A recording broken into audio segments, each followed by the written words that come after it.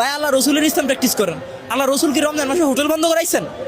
মিয়া যেই সমাজে 6 মাসের কন্যা শিশু রেপ হয়, সেই সমাজে সেই নৈতিকতার প্রচার প্রসার না করে আপনারা বৈশাখ বৈশাখ রমজান মাসে হোটেল বন্ধ করান। আচ্ছা, আমরা দেখেছি গতকালকে জামাতের আমির যিনি রয়েছেন তিনি একটা আহ্বান দিয়েছেন রমজান মাসে হোটেল বন্ধ রাখার জন্য।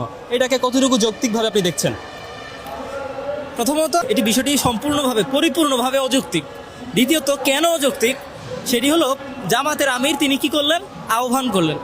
এর আহ্বানে সাড়া দিয়ে সারা দেশে একযোগে জামাতের নেতাকর্মীরা রাস্তায় নেমে মিছিল করে রমজানের পবিত্রতা রক্ষার জন্য এই হোটেলে হোটেলে গিয়ে তাদেরকে রীতিমতো থ্রেট দিয়ে আসছে যে আপনারা রমজানের হোটেল বন্ধ রাখবেন সারাদিন। চায়ের দোকানগুলোকে বলে আসছে আপনারা আপনাদের চায়ের দোকান বন্ধ রাখবেন। তো এই যে চায়ের দোকান বন্ধ রাখবেন, হোটেল বন্ধ রাখবেন, এটা আসলে কতটুকু ইসলাম সম্মত? প্রথমত বাংলাদেশে শুধুমাত্র মুসলমানদের বসবাস না, এখানে সনাতন আছে, খ্রিস্টান আছে, তারপরে অন্যান্য ধর্মাবলম্বী মানুষ আছে। পাশাপাশি মুসলমানদের জন্য কি সবার জন্য কি রোজা রাখা ফরজ? একটা শিশু থাকতে পারে, একটা বৃদ্ধ মানুষ থাকতে পারে, অসুস্থ মানুষ থাকতে পারে। আল্লাহ একটা সিস্টেম রাখছেন যে যারা রোজা ঠিকমতো রাখতে পারবে না, যারা রোজা রাখতে পারবে না তাদের কাফারার ব্যবস্থা রাখছেন। 2 জন মানুষকে খাওয়ানোর একটা ব্যবস্থা রাখছেন, অথবা সেই পরিমাণে টাকা দান করে দিবে। এই যে এই কাফারা সিস্টেম যদি রোজা না রাখার কোনো সুযোগ থাকতো তাহলে এটা কি থাকতো? অবশ্যই থাকতো না। আজকে তারা যে জিনিসটা করতেছে এটা তো ইসলামের নামে, ধর্মের নামে বাড়াবাড়ি। তারা রীতিমতো হোটেলের মালিকদেরকে, রেস্টুরেন্টের মালিকদেরকে গিয়ে থ্রেট দিয়ে আসছে যে আপনারা হোটেল বন্ধ রাখবেন। তো এটা আসলে ইসলাম সম্মত না। ইসলাম কি জোর জবরদস্তি শিক্ষা দেয়? জোর করে তাদেরকে হোটেল বন্ধ রাখাইতে হবে? এবার আসেন মুসল্লিদের পবিত্রতা রক্ষার্থে। পবিত্রতা রক্ষার্থে মানে কি? একজন মুসল্লি সে আল্লাহর ভয়ে এই সম রাখবে, রোজা রাখবে, তার মনে আল্লাহর ভয় থাকবে যে আমার সামনে অনেক লোভনীয় জিনিস থাকলে আমি খাবো না। এখন যদি হোটেলই বন্ধ থাকে, সব বন্ধ থাকে, পৃথিবীতে কোনো খাবার জিনিস নেই, তাহলে আমার মনে লোভ লাগার সুযোগ দেখো।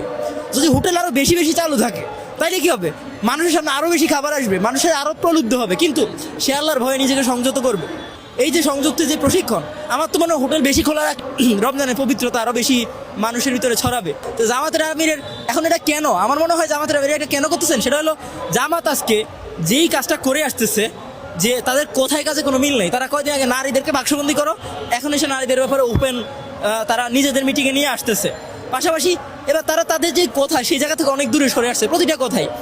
এই সরে আসার কারণে তাদের ভিতরে একটা মুনাফিকির চরিত্র দেখা যাচ্ছে। এই মুনাফিকির চরিত্র সাধারণ মানুষ জানে কতটুকু জানি না, তবে রাজনৈতিক সচেতন, ধর্ম সম্পর্কে সচেতন, দেশ সম্পর্কে সচেতন তারা প্রত্যেকেই জানেন।